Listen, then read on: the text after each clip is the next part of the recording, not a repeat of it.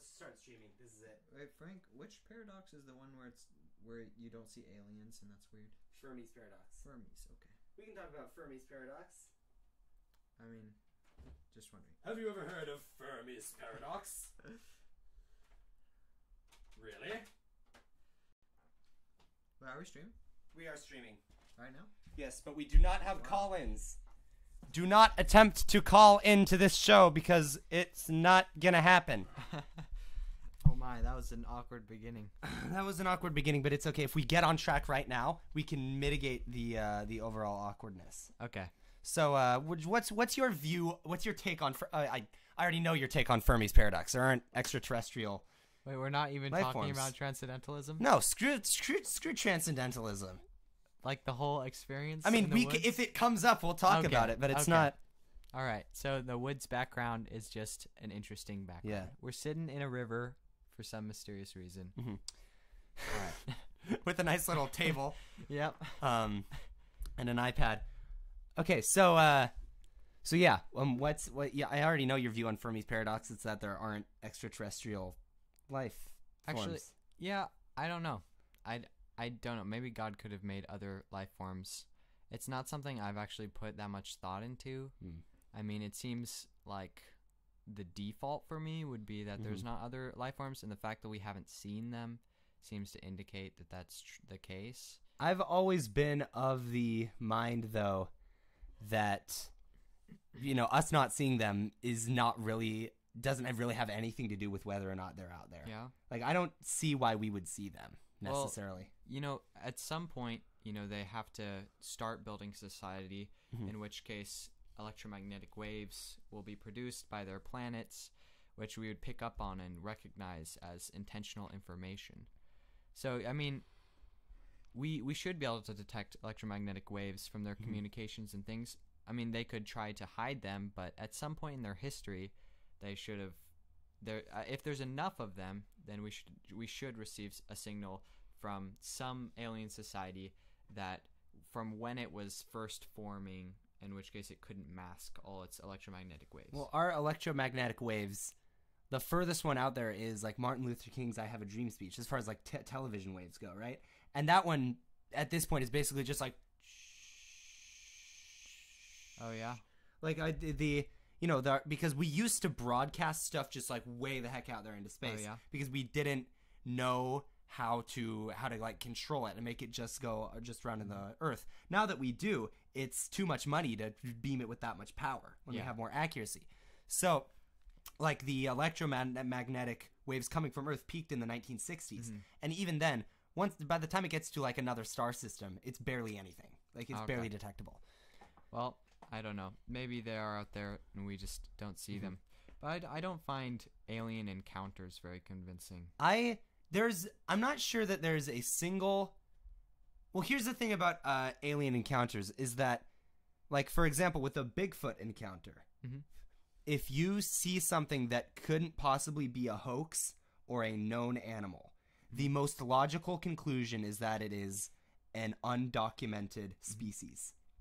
If you see a UFO that wasn't any known Earth-originating aircraft and wasn't any natural phenomena that you know of, well, what the heck could it be? It could be a secret, an unknown Earth-originating phenomena. It could be aliens. It could be ghosts. It could be time travelers. Like, I'm not sure that any of the quote-unquote alien encounters give all that strong of a reasoning to believe that it is aliens. There are a lot of them, though, that, because I love this stuff to death, as you probably know, there are a lot of them, though, that are fairly compelling, as in being highly anomalous and not being able to be explained by natural, That's true. like natural normal stuff. It's just not, doesn't necessarily indicate aliens, and there aren't enough of them so that I like believe something's going on. So I read a book called Lights in the Sky and Little Green Men. It talked about this, and apparently vast majority of UFO sightings, alien encounters, they have reasonable explanations that's not they're aliens. But there are some that there are not reasonable explanations and they're unresolved. And that's from Project Blue Book is what you're talking about. Ah. Which was the this is what's hilarious is that the strongest reason to believe that something is up with UFOs is that the U.S. government consistently denies that they have any interest in them, and then years later we find out that they had a government program designed to research it. So like in the 50s, because the whole modern UFO phenomenon started in 1947 with the Kenneth Arnold sighting. Now Kenneth Arnold was just a military pilot. He's flying his plane over some mountains in Washington, and he saw like a formation of really, really fast moving craft in the distance. And it made huge news. And ever since, and then after that, like there was this huge wave of UFO sightings. And he described them as moving like a saucer skipping on a river or something, or on a body of water. It has nothing to do with the shape of them, but the term flying saucer sort of became the most common term to describe these things. Now we call them UFOs. And so after that, there was clearly like a cultural phenomenon in the late 40s of UFO sightings. And initially the government was like, what the heck is going on? But they quickly decided publicly that this is not an anomalous phenomenon. It can all be explained by natural circumstances. Secretly, though, the CIA started multiple initiatives. The first one was called Project Grudge. No, this is the Air Force, I think. Called Project Grudge, then Project Blue Book, and then there was another one, where they had a team of researchers who went in and looked into all of the major UFO sightings or cases that they had heard of, and tried to figure out if they were reasonable cause for concern. Because what you have to understand is that people didn't necessarily go to aliens back then. They went to a Soviet craft or a U.S. government craft. And even just recently, in the past like 15 years, there was a secret initiative at the Pentagon, totally top secret, to research UFO encounters that they just completely denied. The official stance of the U.S. government has been that UFOs are a non-phenomenon, that unidentified flying objects are all actually identified. You just don't know what you're looking at. Okay. But behind closed doors, they're just as interested as we are. But is that because they've actually found aliens? Or, I mean, it makes sense that they'd be interested. It makes sense that they'd be... It's just like, it doesn't necessarily indicate anything. I just think it's interesting that why wouldn't they be more upfront with their curiosity? I guess to just calm the public's... Yeah. Which makes it more reasonable to say that, oh, they're covering this up. Yeah, they're just spurring on all the conspiracy theorists. Yeah. Well, in the book I read, it argued that these couldn't be alien encounters because it's pretty much impossible for aliens from distant galaxies, whatever, to get here through physical natural means. And now that makes sense. I don't remember what they said about wormholes and all these. Like, maybe they have an understanding of physics that's so much better that they can just travel through space faster than light by beating light or whatever. But if, according to our current understanding of physics, it would be unrealistic for anyone to get from a distant galaxy or whatever, to our planet. And that doesn't really sway me that much. The whole well, according to how we understand physics now, they couldn't do it. It's changing, really. Yeah, it's been changing. Yeah. As as far as actual, I don't know where I'm going with this, but I think that here's the interesting thing about UFOs is that a video of a UFO basically has no credence because it's so easy to fake. Whereas with something like a Bigfoot sighting, one sighting doesn't really mean much. A video, even though they're pretty much, they're fake, that's what you're looking for is video or photographic evidence. And there's the one or two that were still that are still compelling because it's very difficult to convincingly fake a Bigfoot sighting. It's very easy to convincingly fake a UFO video. So you have to rely on ethos and multiple people attesting to seeing the same thing, and reliability of the people who claim to have seen something. And here's the crazy thing about UFOs is that lots of people see them. It's and of course most of them are just very easily explainable phenomena. But even stuff like missing time, which is a common thing to be seen in abduction stories, where basically initially you just wake up and it's suddenly 3 hours later than you were and you have no idea why. And then like sometimes they'll have regressive hypnosis and they'll have some crazy story about what they perceived to be an alien abduction, being like taken onto the ship and operated on and yada yada yada. If you actually talk to people about this, there are a surprising amount of people who have a missing time experience, where they were out driving somewhere, they were doing something, and just like suddenly the time shifted forward 3 hours. And even sometimes like my uncle was telling me the story, like I was just saying that to him, and he was like, yeah, someone I know had an experience like this. They were in a room with one other person, and they saw like bright blue lights engulfing the room, and then suddenly it was morning time, and I'm like, what? That's insane. Is this like something that's been studied medically as like a phenomenon, a psychological thing, some kind of erasing of memories? Erasing memory. I mean, I don't know, because obviously you can block out a memory if it was traumatic. Yeah. But there's, as far as I know, it is at least on the fringes of science, we'll say, a known phenomenon that people just people just have a couple hours of their life missing. And sometimes that's correlated to some sort of abduction story. The thing is, none of the abduction stories I've heard are totally convincing. Some of them are pretty cool. But I haven't, there's never been one where I'm like, yeah, that was probably some sort of... It's really important that there's multiple people who all witness the same thing, and hopefully they can all be asked questions individually without them interacting. Well, that's what Travis Walton had. Yeah. So he was he and like less than 10 more than 5 other people were out in the forest in northern Arizona chopping wood at night, and they were going home, and they were all sort of in like the same big truck or whatever. And they saw this huge, they saw this like huge weird UFO hovering above them, and they were like, "Whoa, what the heck is that?" So one of them, named Travis Walton, he sort of jumps out of the truck, according to them, allegedly, gets up to it, and then it like beams this bright, like blinding beam of light into him, and then he just disappears, and then the craft flies away. And so they thought that it had killed him. They were all super freaked out. They immediately go to tell the police about this, and of course the police believe that they killed him, and they're coming up with some zany story to cover it up. A couple of days later, Travis Walton shows back up, and he has this totally wacky story about how he was abducted by aliens. He was inside an alien spaceship.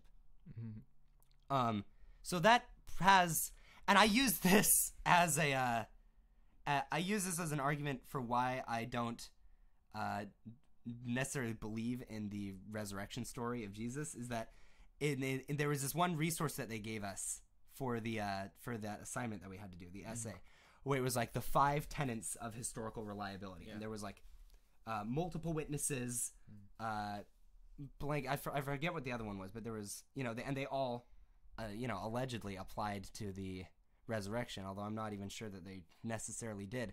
But like the Travis Walton abduction also like perfectly fills out all of those. It was, it was like recent from the event allegedly happening to it being reported. And it's not foolproof. There are issues with it, and it's not totally believable. Hence why I don't believe in it. But it's definitely compelling from the perspective of like Betty and Barney Hill, just 2 people who claim to be abducted by aliens, or at least under it's Betty and Barney Hill. I'm rambling now, but they couldn't have been. They were the first majorly publicized alien abduction, or alleged alien abduction, and they were a missing time and regressive hypnosis one. So it's pretty hard to say that they were making it up, but it's theoretically it wasn't. Did 2 different people have the same experience? 2 different people, yeah. They were driving home. Oh. One night. Then why would it be regressive hypnosis? They had the same hallucination? I guess basically they I mean it's compelling to an extent. It's not actually something I've looked very in depth into. I guess maybe what if they are not actually just aliens living on planets outside of Earth? Perhaps they could be interdimensional, or why should we constrain ourselves to something in this universe? Yeah, I mean it's just about, is this explainable by natural phenomena? Now that's one purported explanation for these alien abductions, is that it's like an MK Ultra thing. Like it was a CIA experiment where they like drugged them and forced them to have these crazy hallucinations, and they have these repressed memories that they remember as being aliens, when really they were just like cornered by some government agents and operated on. Interesting theories. Maybe we should break for an ad. Let's do some ad reads. So here on Transcendentalist Radio, live from the Deep Forest, we need to thank our sponsors for helping to financially support the show.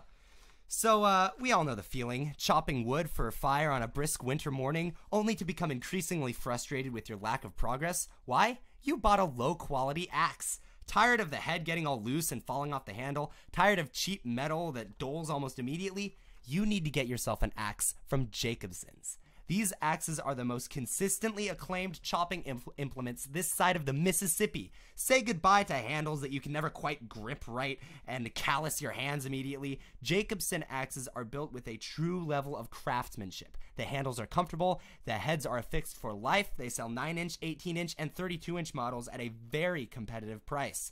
If you're not completely satisfied with the quality of your Jacobsen axe, you can send it back and get a full refund guaranteed. That's Jacobsen axes. We all moved here from civilization to really embrace nature, right? Well, isn't it a drag to have to continue to eat low-quality processed fruits and vegetables? Say goodbye to your nutritional and culinary woes, because Bob's Potatoes has got you covered. Guaranteed 100% organic and 100% delicious, Bob Fitzgerald is the best tuber farmer in the greater Forest area. His local customers include such renowned transcendentalists as Ralph Waldo Emerson and Henry David Thoreau. I can personally attest to the superior quality and taste of Bob's Potatoes. And we are sponsored by Squarespace. We here at Live from the Deep Forest have always been conscious that we need a strong web presence for the new millennium. But of course we ran into issues. Web design is difficult, requires coding experience, is expensive, and is overall just such a hassle that we were never able to get our website how we wanted it. That is, until Squarespace.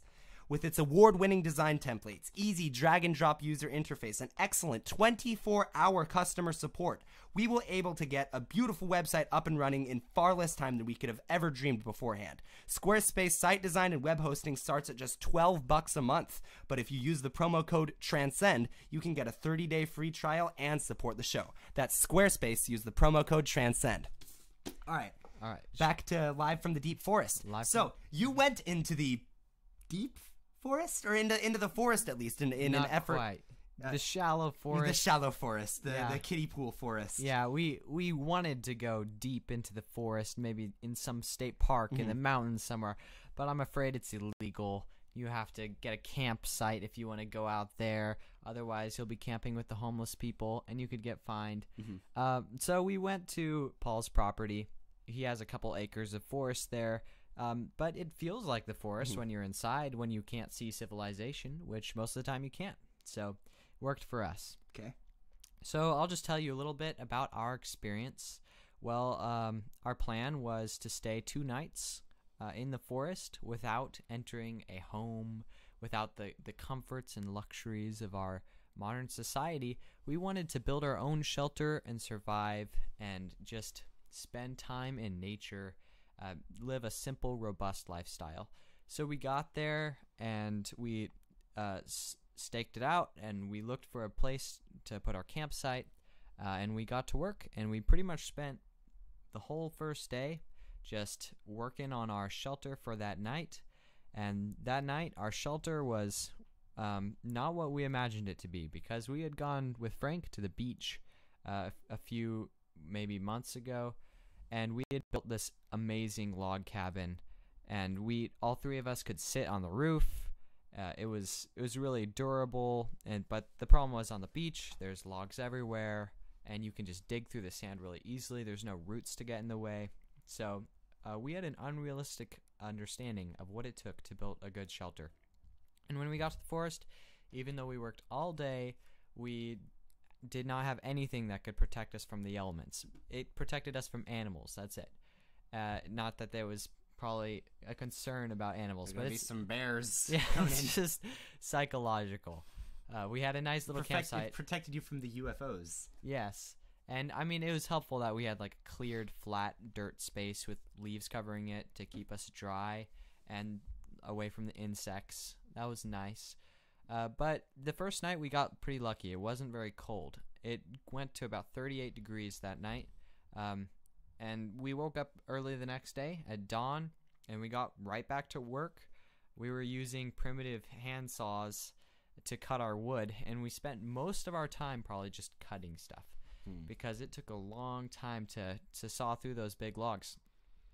And at the end of the day, though, you felt so good because you were sore, your hands were cut up and dirty and calloused, and you just felt ready to go to bed after a long day of hard work. We definitely had that self-sufficiency experience. And I remember that second night, we all went up to the mountain, up to the top of it wasn't a mountain, it was just a hill. And we went to the top of the hill, and we could see the stars, and we could see like the landscape. And we just, talked, and that was probably the closest thing we had to a transcendental experience. But I guess we just realized that when you're away from society, and when your objectives are just to keep yourself comfortable. Alright, so we are going to attempt to take a call from Lucas. And we're just gonna pray to God that maybe it works. Alright. Lucas, are you on the air? Hello. Hi, can you hear me? We cannot hear you. Say something. Oh. Hi, hello, hi, hello. La la la. It's not la. working. Alright, that's a shame. It's a shame. That's too bad. We're gonna hang up. Okay. Alright, bye, Okay, Lucas. bye, Lucas. Alright, so we were on that hill, Mhm. and we were just talking.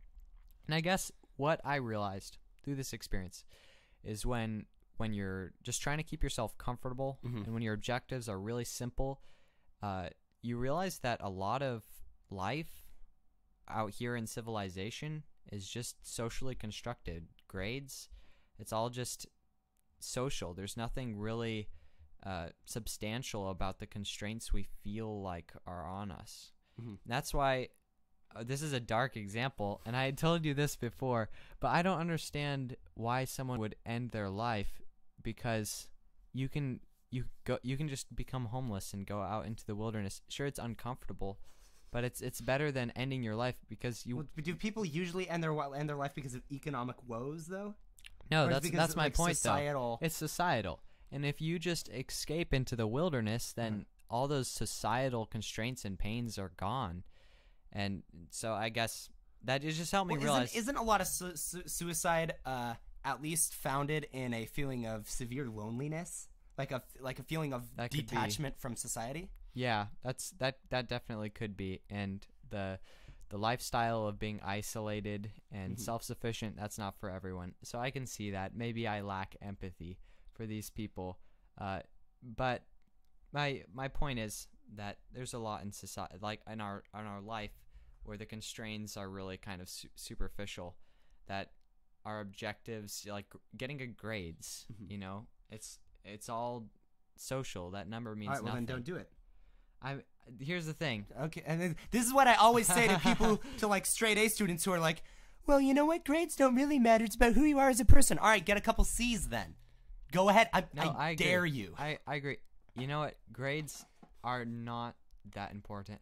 But for me, it doesn't take that much work to keep up good grades. And if I'm capable of doing it, then I want to keep up good grades, because I know if I don't, then I'll feel bad about myself, because I'll feel like, oh, I could have gotten good grades if I wanted to, and I didn't. So unless I have a really good reason for not getting good grades. Like I know instead of getting good grades, I put my time to this, and I can find some concrete thing to say I sacrificed good grades for this, not just I didn't get good grades because grades don't matter, whatever. You know, I'm going to invest in, you know, being a better person, and you know that if that's just vague, and you know it has to be concrete. Yeah. So if you wanted to sacrifice good grades for like the MVCS musical, that makes a lot of sense to me, you know, because it's something concrete. You produce something, and so the feeling of inadequacy maybe from that number on the report card is outweighed by your feeling of success and achievement in another area. Anyways, so let's continue talking about my experience. So that second night, it was a very cold night, but we were lucky because we spent that whole day creating a shelter, and we didn't have a roof, but we did have a frame of a roof in which we could throw a tarp over. Okay. But the tarp was just in case equipment. The tarp. You dipped into that emergency. Yeah, no, we didn't though. We didn't need the tarp because it didn't rain. So we were pure the whole time. Okay. We used natural materials except for, you know, tools. But tools, you know, you can't do anything without tools.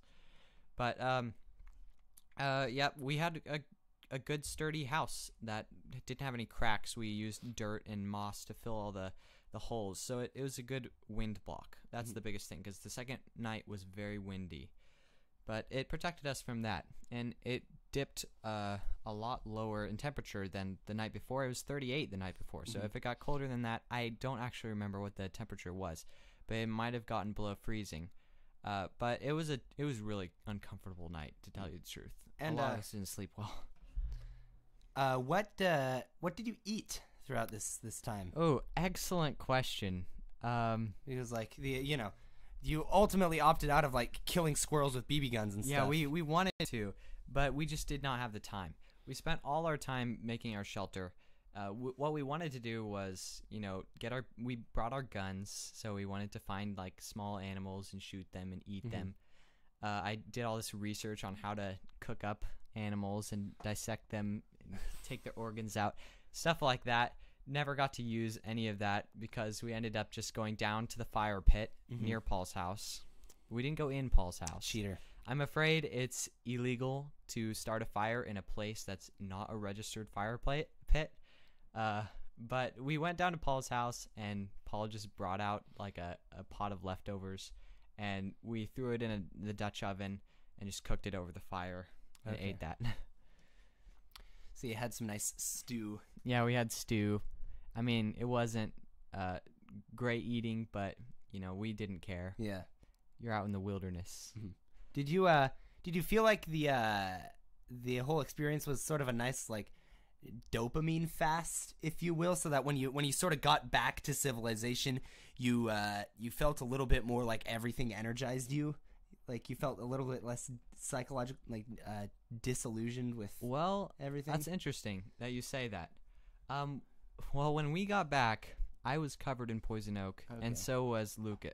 Not Luke. Why did I say Lucas? Sorry, Corydon. How did Josiah manage to avoid? You know, he's just blessed with amazing genetics. Never gotten cavities. You know, and I brush my teeth twice a day and floss twice a day and get cavities all the time. So I'm just really upset at Josiah because he has so much better genetics than I do. But anyway, he didn't get any poison oak. And I got tons of it. I actually had to go to urgent care. So did Corydon, because it was everywhere and absolutely terrible. Like there was blisters. You know, it wasn't just red and rashy and itchy. There was liquid, you know, blisters. It was very disturbing. And when I got back, I felt terrible because of my poison oak, and I was completely regretting the whole thing. Because when you've got poison oak, you know, glad life I didn't is a go, living honestly. hell. Yeah. I've never gotten poison oak. I think I've had like a little brush with poison oak a couple times. I've never really gotten it, so I think you're not immune if you've had a little brush with it, but generally not like brush with it as in like I get a little bit of it. I've never gotten any sort of like rash or reaction to poison oak, but I've come into contact with the plant. Well, you probably would have been pretty well off, because if you don't contact the plant very often, then you generally have a greater resilience to it. You don't have as much of a reaction. You become more sensitive with each exposure. So you'd probably not be too much affected, but I've been exposed so many times and had it really bad so many times, I get it really easily. And so did Corden. He's similar. We both like going out into the forest and doing these things. But poison oak, what was I saying? Oh yeah. So you said, was I feeling really energized? I wasn't, because I actually felt sick. Like, the poison oak wasn't just affecting my skin; it was like affecting my immune system. And yeah, so I felt sick. And when I actually recovered from the poison oak, though, which took a surprisingly short amount of time, I love Western medicine, because I just took some medication, and in 2 days it was just clearing up. And but if you use the ancient rural Chinese herbs, it'll clear you up like in a couple of hours. I've got some for you. Some, it's okay. Straight from rural China. I'm all right with the Western medicine. Okay, I'm good racist. now. I've got just like a little bit of scars, and yeah, it's. So where'd you get those scars? Well, you're like, poison oak. Yeah. Like, I got this one when I was in Iraq. Yeah. From a blank million. My battle scars. And where did you get your battle scars? Poison oak. Yeah. Well, I'm young. These will go away. What was I saying? Something about, okay, let's see, poison oak. I love Western medicine. I did feel extremely energized after I recovered from poison oak, because then you're like, you appreciate life so much more. I've gotten to the stage like, I hate getting a common cold. I'd rather have Ebola, and I'm only joking a little bit. Okay. Like, there's something that's so crushing about having that constant, like, it's the worst feeling ever, like, inside your sinuses and everything. And so I'm at the point where I sort of wake up appreciating life a little bit as long as I'm not sick, because it's like, you could be sick. I could be having the worst day ever, but all I need to do is say, Frank, at least you could have a cold right now. That's a real that blessing. Would make it work. Yeah. That's a great quality. I don't think most of us think about our state of health. I think usually it occurs in our mind that we are feeling pain. Yeah. And when we're healthy, we're just, I'm just normal. Yeah. And then when we're in pain, we're like, no. And then, like, right after we're out of pain, we just forget. But then, like, the best feeling is, like, on that day after a couple days when you're feeling pretty much fine. Yeah. After a cold. I mean, then, like, it's this cathartic sort of feeling. So I assume it was something similar for the poison oak. Oh, yeah. I mean, I have a hard time distinguishing the effect of the medication and the effect of not having poison oak, because the medication is I forgot what you call it. It's a form of medication. It's like an upper, right? It makes stimulant. Stimulant, yeah. It makes your heart beat faster. Yeah. So that could be where the energy came from. Who knows? Yeah, my parents gave me this. They just told me to snort it. It was like sort of white. It'll get the poison oak away. Yeah. Well, and then you rub it as a powder on your skin. Lucas asks, "Where's Josiah? He's writing a book." If I understand correctly. Oh yes. Well, Josiah was going to write his book today, and I think he ended up organizing the closet at the church. I don't know why. He really likes to organize stuff. And if I like Josiah. Yeah. But, like, if you actually look at something and think, oh, this is so messy, I can't wait to, like, put all the pens in here. Yeah. And then put this here so that it's all easy to access. That's really difficult for me to get. Like, those are the groups of people that I hate. Oh. And the more I think about this list, the more I realize that there's more of them. But, I'm not racist. I'm not sexist. I'm not homophobic or, like, none of that usual, like, hatred applies to me. But there are other things that do. People who can draw well, can't stand them. People who can sing well, it's a tough boundary to cross. Oh, I'm sorry, Frank. People who have OCD kind of annoy me. But they're nowhere near as bad as people who think that they have OCD. And they say, I have a mild form of OCD, or I'm a little bit OCD. A PSA to anyone who says that they have a mild form of OCD. OCD, obsessive compulsive disorder, is not an adjective. You can't be a little bit OCD because the key word there is obsessive. The severity of the condition is implied within the diagnosis of the condition. So if you see something that's asymmetrical or something that you just sort of bothers you, a little quirk, That's nothing more than a personality quirk. Like we were saying about how I hate being sick. If I watch a YouTube video and someone's like, "Hey guys, sorry if I sound kind of weird. I have a little bit of a cold right now. I'm a little bit under the weather." I have to click off of it. I can't stand it. That's not OCD. That's a little personality quirk. If you paid me $1,000, I would watch it on repeat. So what would you call this personality quirk? I don't know. It's just a little thing about me. It's not a mental condition.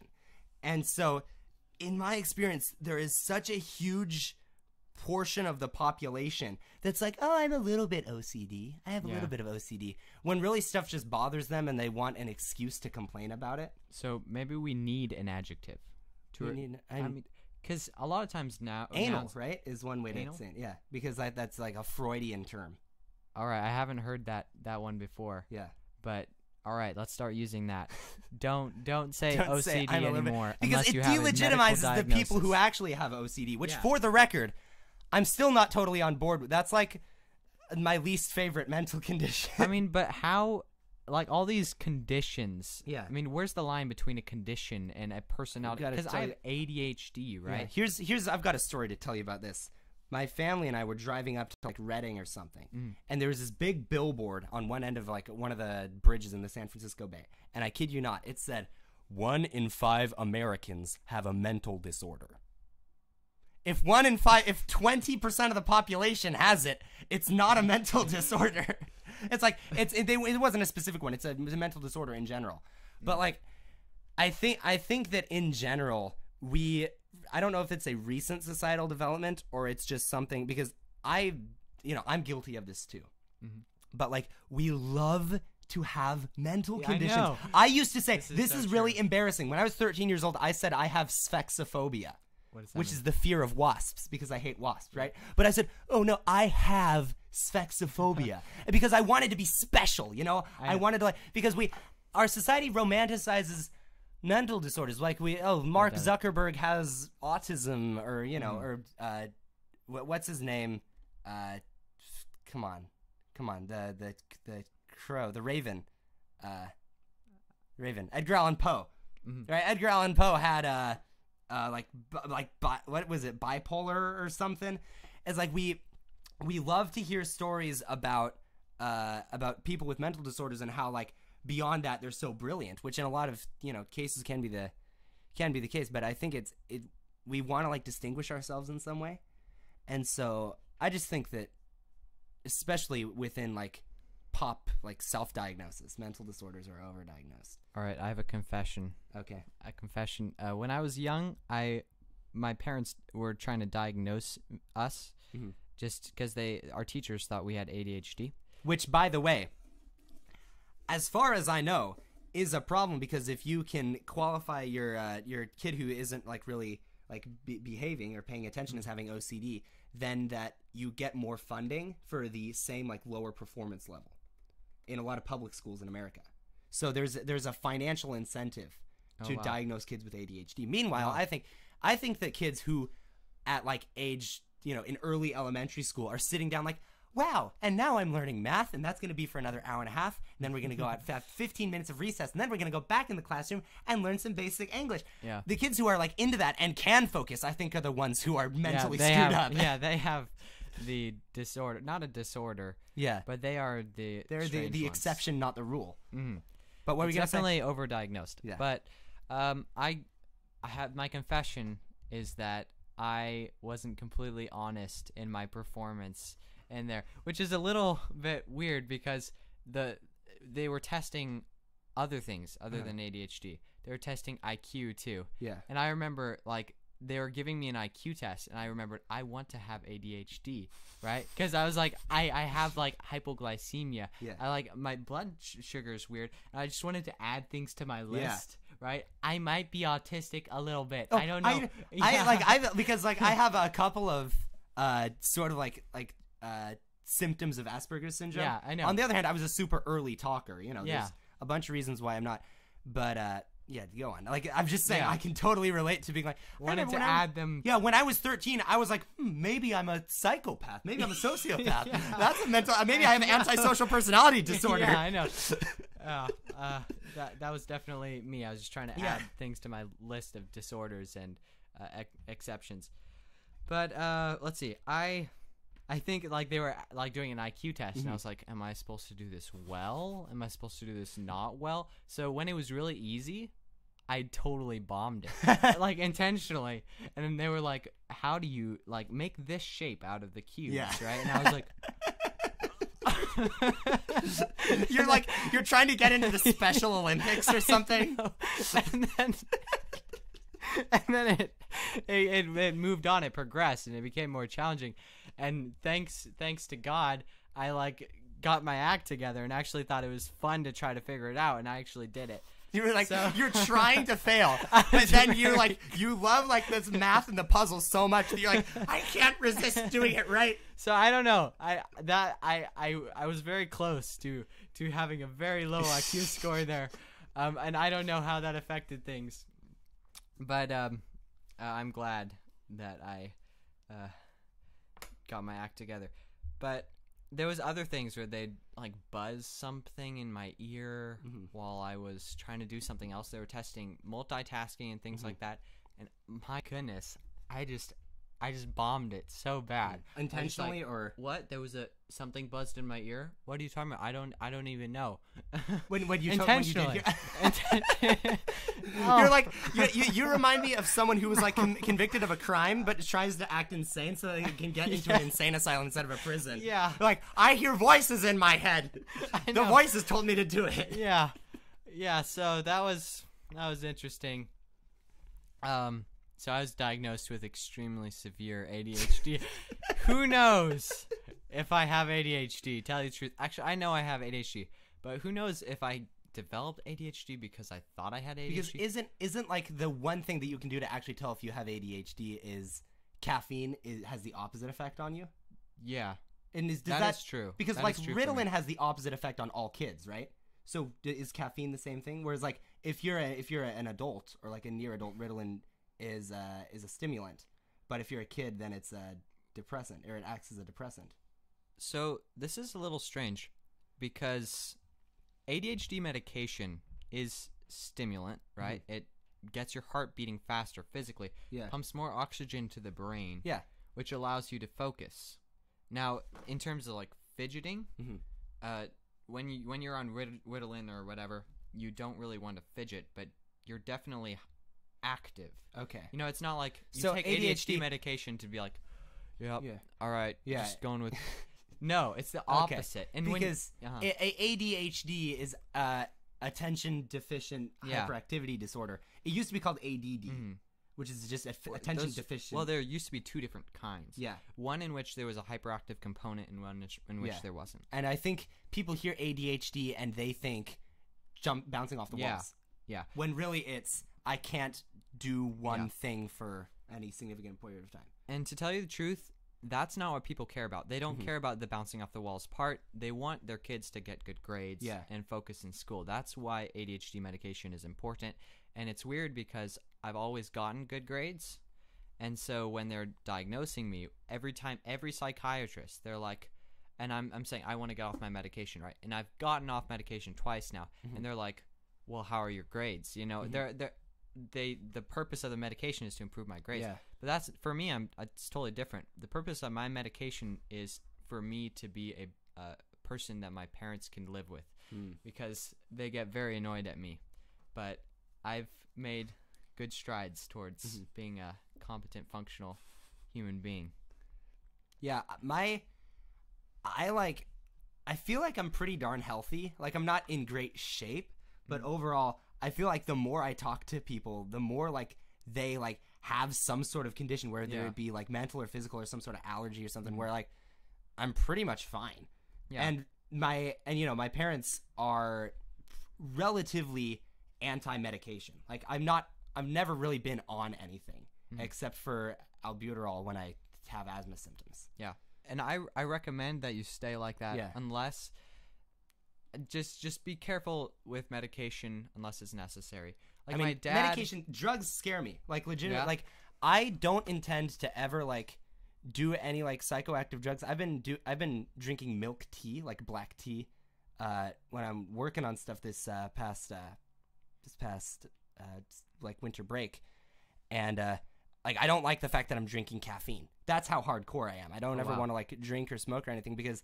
And it's not from any, like, high moral standard of, like, I will not indulge. I have more self-control than that. No, it scares me. Yeah. Like, that's, like... It scares me that some sort of substance, some external force can affect my state of consciousness. Yeah. And that's why the scariest form of it is anesthesia. When I got, I had 2 teeth pulled when I was 9. Yeah. And I was scared to death of being numbed. Not the teeth pulling itself. I didn't care. I like, if you had given me the option, I would have said, no, do it without the anesthesia. And like, if there's nothing that's more frightening to me than laying down for surgery and then they put the mask over you, and then you breathe in, and then you fall asleep. That is scary. I'm glad that I've never had to get a surgery. I don't know how I deal with the fear of the anesthetic. So, I just the whole idea of a drug or medication like that just sort of irks me. Well, my grandpa, my dad's dad, he's always been very anti-medication. He's one of those people who are into all these natural solutions. My grandma has Alzheimer's. And he's like feeding her all these like seeds and stuff to try to cure her. The herbal supplements. Well, so my dad, he grew up, having this anti-medication idea. Yeah. And when he got older, he got into a job where he started feeling a lot of anxiety, and it affected him in a very physical way to where like he couldn't do anything. He couldn't get anything done, but he was anti-medication, so he just tried to go through it. Well, he eventually conceded and got medication, and it completely helped him and changed him. So it changed his view of what medication could do, how it could really be like make beneficial, improve yourself, right? Even artificially, but yeah, there's some things that it can actually improve, and it's good in some areas.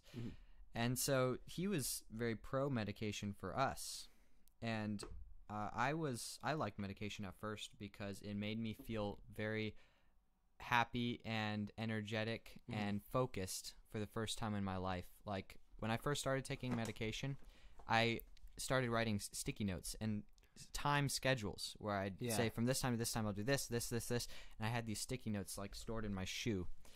Yeah, and great, weird place to. Yeah, store sticky notes. I was a quirky kid. Well, I just could get so much done, and it was wonderful. The problem is about medication in general is if you take it consistently, the effect becomes less and less and less and less until it's there's no effect at all. That's why you have to take breaks. So I would take breaks every weekend, and the problem is I became 2 different people. When I took the medication, I could focus and I was happy and energetic, and then I didn't take it and I was a zombie. And like it just is weird being 2 different people. Like you're saying, there's an external substance that's affecting my consciousness to where I actually felt like there was a Dr. Jekyll and Mr. Hyde. Like there was 2 very different personalities, and it scared me a lot. And that's why one of the reasons why I eventually got off medication for the first time, I also couldn't sleep very well because it's an keeps your heart beating. So I lay awake far too often just thinking about math and didn't get to sleep very. Darn it, math keeping me up at night. I actually think that helped me a lot though, because I spent so much dang time not sleeping and thinking about math, and I feel like most of my progress in understanding mathematics was probably made at night. You have like 15% more hours of your life than I most know. 16-year-olds, and you've spent it on math. But it's not sustainable. Yeah, you just it hurts. It like feels painful to not get enough sleep. So I eventually got off the medication for that reason.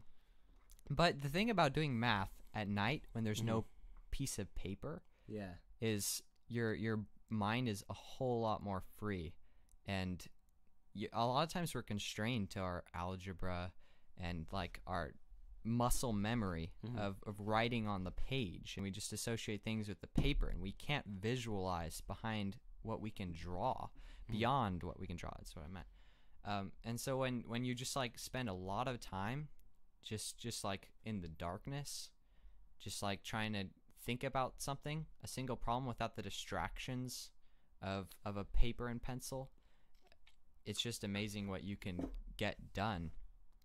I mean, working out algebraic details is a nightmare. Yeah. And I did it, and it took forever. But the best thing about doing math at night is that you were able to the problems, because there's two components in math. There's like doing the mechanical details and working those out, and then there's that problem solving component where it just requires insight, right? Mm-hmm.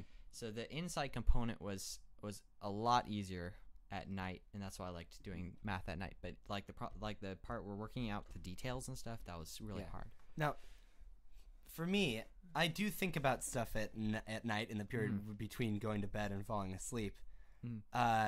And you know, like I always hated going to bed, and my dad would be like, well, just think about stuff. You can, you know, it's a time to just relax and think about whatever you want. That never really worked for me, because for some reason when I think about stuff, I need to like physically do something. Yeah. Like if I'm like laying in bed, I need to be like sort of like wiggling my arms around and talking to myself like this. Autism. You know what's funny? I was walking home, like I was on a walk, and that was when we were working on Nothing Civil. And so I was like trying to sing like one of the parts to Nothing Civil, and I was like doing this, so I was like sort of just in my space, as you probably see me sometimes like this. And then like, I kid you not, a truck that was like driving by, someone, so it was like, they were filled with like, I think they were in their early to mid 20s, like 2 or 3 guys. One of them peered out the window and yelled, "Autism!" That's hilarious. I see you on campus sometimes, like over down by the gate. Like if it's break or something, just like. It's funny because my brother has autism. Yeah. Like he's been diagnosed with it, and he does the exact same thing in our backyard. He'll take his iPad and listen to his music. He'll jump on the trampoline, and he'll just like. Oh yeah, totally. Or he'll be running around the yard just.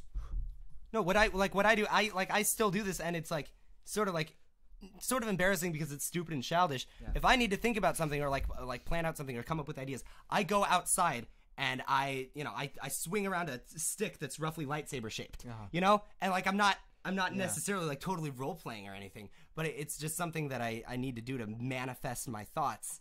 Interesting. Yeah, like then the other like Asperger's or autism thing is I used to, when I was a little kid, get really obsessed with one thing for a couple months and like learn everything there is to know about it. So that's why I have a relatively thorough command of useless information. Yeah.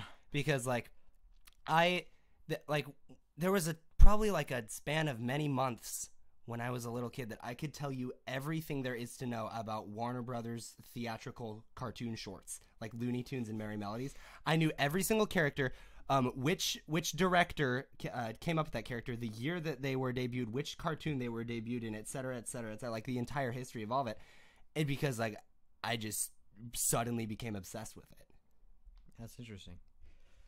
Wait, but you said there's other characteristics that are not autistic. Because right now I'm thinking, yeah, you have autism. So what makes you think that you do not have autism? Well, one of the main tenets of autism is delayed onset of being able to speak words. Right? I was relatively a really early talker. Yeah. Wait, so is autism associated with a lower verbal intelligence? No, or just not. No, just I in the think early years. Relative. I'm not sure, because autism, it's definitely I think it's associated with a higher quantitative intelligence. Yeah. Like people with autism usually are in technology or math and stuff. Disproportionately. Not like all autistic people are fit for this profession. But what was I gonna say? I'm distracted by the chat. I know. I'm looking at it. But too. I don't think that it's necessarily correlated with low verbal intelligence, just maybe not as proportionally high. I know it's correlated with low social intelligence. Yeah. Do you feel like you have low social intelligence? I think so. I think what it is I'm just a really severe introvert, which people might be confused by because I'm sort of like relatively loud and outspoken and not all that shy. But ultimately the fact is I don't really know how to like hang out with a group of people. I like talking to people one-on-one or being alone.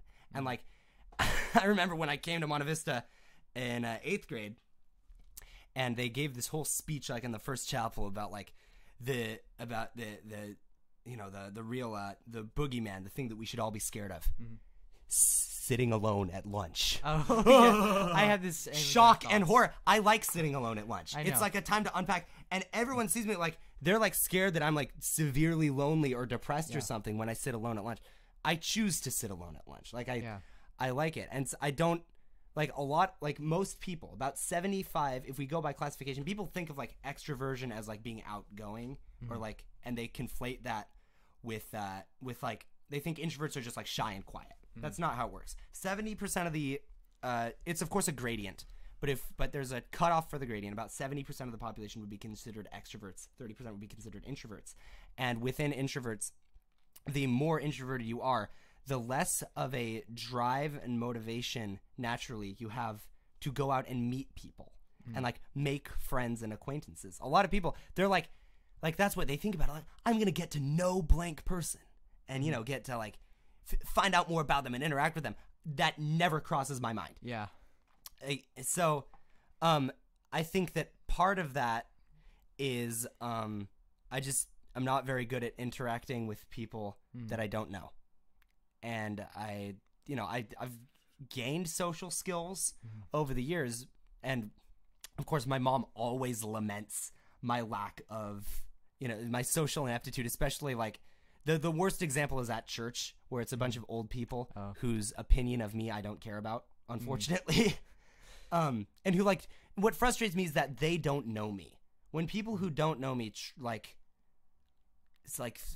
feel like they do, I don't know. It just sort of rubs me the wrong way. That probably sounds super conceited, but where am I going with this? Yeah, it's just I do feel like I have a lack of social skills, and my sisters have never had that, and they have relatively the same upbringing that I had. We all live in the same house, same family. So I think that I'm not sure if it's associated with autism, though. I don't know, my social ineptitude might be different from the social ineptitude of someone with autism. Could be, but you're definitely verbally very intelligent. I also have social unintelligence. I'm an introvert, so I see a lot of social obligation social interaction as like an obligation. What is the formula again? Do I shake their hand? Yeah. And it's something that's very conscious, and most people that just is natural. Yeah. Not me. When we went to Japan, this is really horrible. Okay. So when we went to Japan last summer with this group of students with sensei and stuff, there was, when we were in Tokyo, there were 2 days when we would go and visit this high school in Tokyo, and we would get to like meet with Japanese high schoolers, and we'd go and like interact with them. We like played little games with them and stuff. And then there was, of course, lunch, where you would sit across from a random Japanese high schooler, and you would have to like try to have a conversation with them. And this was, we got let off the hook. They were trying to learn English. So we would speak to them in like basic English, because they weren't very proficient. Of course, they're all much better at English than we are at Japanese. And so first of all, the kid that I was sitting across from, I feel like was particularly not very good at English. But the worst thing is, and like this is just like a sort of like selfish thing, I hate being interrogated. I hate like the what do you want to do when you grow up? What are your blank? What do you think of blank? How many blanks do you have? Like that whole line of questioning of Josiah Clymer says, "Come home immediately." By the way. So all right. Can I text him right now? Sure. Go ahead and text him. I'll keep talking. That sounds urgent. I'll deal with that. Basically, I was getting, that's the only thing that because if you're learning English as a language, you have a sentence structure that you've basically memorized, and you have a bunch of words, so you know how to ask, how old are you? Maybe how many people are in your family? What are your hobbies? Like, what do you like to do? And those are questions that I just can't answer. Someone asks me, like, what are your interests and hobbies? Like, I freeze up. It's like when you're trying to work on something and your computer software says, blank software is not responding. Would you like to close the program or please wait? So Frank EXE is not responding. And so I think, okay, screw it. I'm going to ask you, thinking in my head, I'm going to ask you a question. Let's just actually have a conversation. So I do like a conversation start. I'm like, how do sewing machines work? Which, of course, Magic is the answer. It's a mystery. Nobody knows how sewing I've machines seen work. that animation so many times. And I'm like, oh yeah. And then just like 2 minutes And later. then you actually like, try to like, so wait, the thread goes down, and then does a thing grab that thread and rotate it around and then go back up? Or are there two threads? If so, how does the eye of thread number one translate, or the eye of needle number one transfer the thread to the eye of needle number two to bring it back up? yeah. I have no idea how it works. So, but it's a sort of a fun, light conversation to have Yeah. that you don't need to like know about anything about the other person to have. And she like took me completely seriously. And like she was like, how do you say sewing machine in Japanese? And she's like, so eventually like one of the teachers came over and tried to like help our communication gap, and I was like, oh no. I was trying to like have an actual cross-cultural That's probably not one conversation. that she was prepared for. Probably not one from that she her was prepared teacher. for. And so like we all got these big sheets of paper that like wrote to us in English the next day. And like mine said is like, Frank, she could write my name, and she's like, I am sorry, but I could not understand most of what you said. I am excited by your interest in sewing machines. And then I was like, oh, I'm sorry. Because everyone else around me is like, what are your hobbies? I like to play the drums. Like, drums? Yeah. Like drums. And oh, drum. Like, Yeah. like normal stuff. Yeah. Like, I like swimming. Oh, I like swimming too. And I'm like, how? You know That's what? Let's interesting. get into some rhetoric here. Yeah. So, what do you think is the What do you meaning think of life? It's like so let's see. So let's just say that there's a serial killer, and he's about to kill someone, and you could kill them, and that would mean that you would be stopping future murders. Do you murder them? It's not in self-defense. They're not about to kill you. It's just a serial killer. You know they're a serial killer. Oh my goodness. They're like, nice to meet you too. Yeah, That's interesting. exactly. So that's, and like it's always sort of difficult for me to respond to social cues. Like you see a lot of these dang extroverts where they can just talk to anyone and they like leave with a positive feeling on Yeah. both sides, even when neither one of them was really invested in what the other had to say. Yeah. Whereas like, you know, so Frank, I hear you're doing blank, blank, blank, and I'm like, yeah. And I even do this thing where if I'm walking the dog and someone is like walking the other way and we're about to cross paths, I do my best to look as repulsive as possible because I don't even want them to be like, hey, and then I have to be like, hi, I don't know you. Why don't you want to just say hi? It's so easy. It is easy, but there's something that's so fake about it. Yeah. Like there's something like you don't actually have that level of enthusiasm for me. So why are we pretending? What's this facade? Like there's nothing being communicated. Here's Yeah. what it is. By you saying hi, I know that you're there. I'm assuming that yeah. you're not blind. We both have eyes. We can see that each other are there. Oh, you have a dog too. I know. Lots of people have dogs. Like there's no actual thing being communicated. So for me, it seems useless. I think you might be unordinary in that that expression makes you feel pain. I think it's a pleasantry. Most people right? are like, oh, someone cares about me. No, they don't. It's not that they care about you. It's just like you've been acknowledged by Yeah. another human being. And like, I love being acknowledged by people whose opinion of me I care it's about. not meaningful, like because there's some idea behind it that's Yeah. meaningful. It's just it's a routine in our culture that it just has positive feelings associated with it. I just don't get those positive. So I like look down like this, like put on, you know, just like make people be like, oh, he's probably more trouble than it's worth. Yeah. All right, I'm in trouble apparently. Okay. Yeah, I didn't ask my dad. I guess I forgot to ask him to come here. I have to go. Okay. I'm sorry. Well, so long, Josh. It's been great to have you on the Yeah. program. And once again, this is live from the Deep Forest on Transcendentalist Radio. We didn't really do that whole yeah, shtick.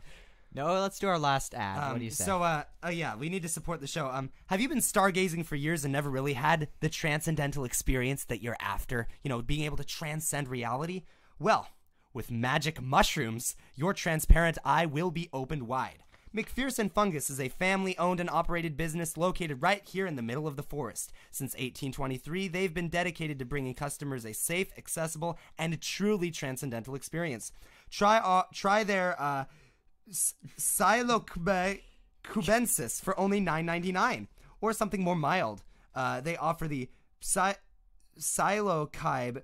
Semilancaita. This is a new sponsor. I'm not used to doing their ad read. Great for children and the hallucinogenically inexperienced. Get started with their mushroom starter pack for only $5.99. McPherson Fungus offers mushrooms specially bred to experience all of the 9 curled up space dimensions predicted by string theory. We see it as our duty to expand the experiences of their customers, and enlighten the world, one mushroom at a time. Come browse their options today and transcend. That's McPherson Fungus. Mm-hmm. Tell them that we sent you, Transcendentalist Radio. We're out. All right. Thanks for listening. All right. Yeah, thank you, all the 3 people who maybe listened.